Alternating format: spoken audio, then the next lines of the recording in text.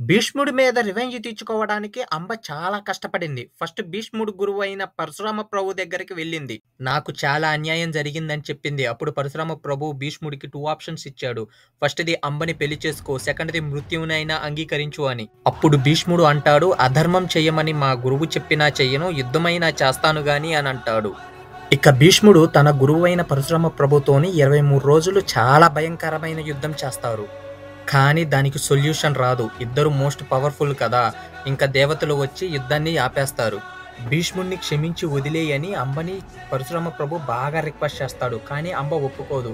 ఇంకా అంబ అక్కడి నుంచి దేవతల్లో సేనాధిపతి అయిన కార్తికేయ దగ్గరికి వెళ్తుంది.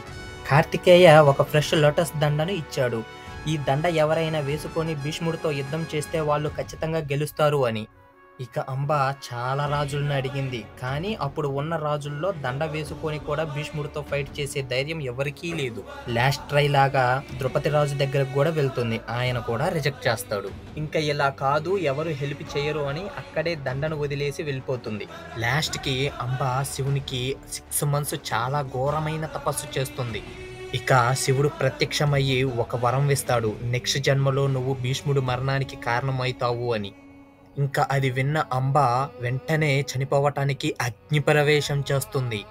అంబ will be reborn as Shikhandi.